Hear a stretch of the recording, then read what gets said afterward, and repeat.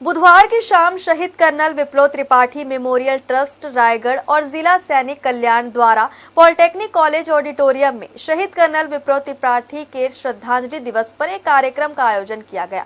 इस दौरान जिले के 11 शहीद परिवारों का शाल और श्रीफल प्रदान कर सम्मान किया गया। इस कार्यक्रम में कलेक्टर भी शामिल हुए।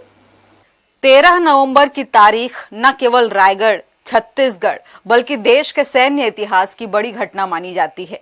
ऐसा इसलिए क्योंकि 3 साल पहले 13 नवंबर 2021 को मणिपुर में हुए एक कायराना आतंकी हमले में 46 आसाम राइफल्स के कर्नल विप्लव त्रिपाठी अपने 4 जवानों, पत्नी अनुजा और बेटे अबीर के साथ वीर गति को प्राप्त हुए थे। शहीद कर्नल विप्लव के माता पिता सुभाष आशा त्रिपाठी ने ट्रस्ट की स्थापना की। इसी ट्रस्ट के जरिए शहीद कर्नल विप्लव त्रिपाठी की जयंती और शहादत दिवस पर कार्यक्रम आयोजित किए जाते हैं।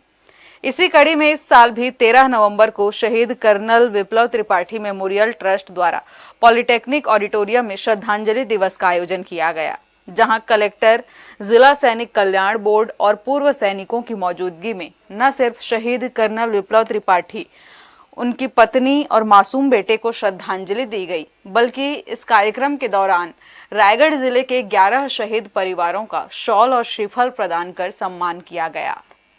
इस ट्रस्ट के द्वारा जो आयोजित कार्यक्रम है उसकी खासियत ये लगती है कि नॉट ओनली शहीद कर्नल साहब बल्कि हमारे ज़िले के जो सभी शहीद हैं, सभी शहीद परिवारों को, चाहे वो पुलिस को हों, चाहे आर्मी के हों, उन सभी को वो आज के दिन पुनः सादर आमंत्रित करते हैं और उन लोगों को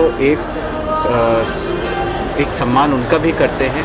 तो शहीद परिवारों के बीच में जो इन लोगों ने एक न्यूक्लियस जैसा बनाया है, ये न केवल एक दूसरे के लिए सपोर्ट ग्रुप की तरह है, बल्कि हम जो बाकी सामान्य जन है उन सब के लिए प्रेरणा स्रोत है कि हम इन लोगों से, इनकी जीवन शैली से सीख लें कि सबसे बड़ा बलिदान तो इनके परिवारों ने ही हमारे लिए किया है। ये एक तरह से उनको स्मरण करने का दिन है और श्रद्धांजलि दिवस से कहीं ज़्यादा बेहतर कहना होगा स्मरण दिवस है। आज हम उनका स्मरण करते हैं और उसके जीवन को देखते हैं कि उसने अपने जीवन को किस तरह से जिया। तो वो हमारे भीतर एक सोच पैदा करता है और हम उस सोच के साथ फिर आगे बढ़ने के लिए ऊर्जा हासिल करते हैं। 2021 के बाद से करीब 1.5-2 साल तक तो हम असामान्य मानसिक अवस्था में थे, लेकिन फिर जब हमने देखा कि उसका जीवन, उसने कैसे जिया अपने जीवन को, वो भी अपने लिए नहीं, देश के लिए। उसके लिए पहले देश था, उसके बाद वो खुद था, उसके बाद उसका परिवार था। तो हम लोगों ने भी सोचा कि जब हमारा बेटा इतना अच्छी सोच रखता था तो हम क्यों इतने नेगेटिव सोच रखें, और हमने ये ट्रस्ट का गठन किया उसके नाम से।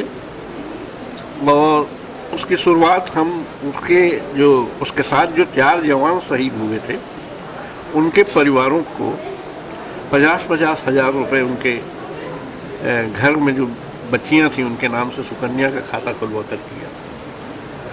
उसके बाद से हम ऐसी गतिविधियों का संचालन इस ट्रस्ट के माध्यम से कर रहे हैं जिससे हमारे छत्तीसगढ़ के युवाओं में सेना के प्रति रुझान आए, देशभक्ति की भावना बढ़े।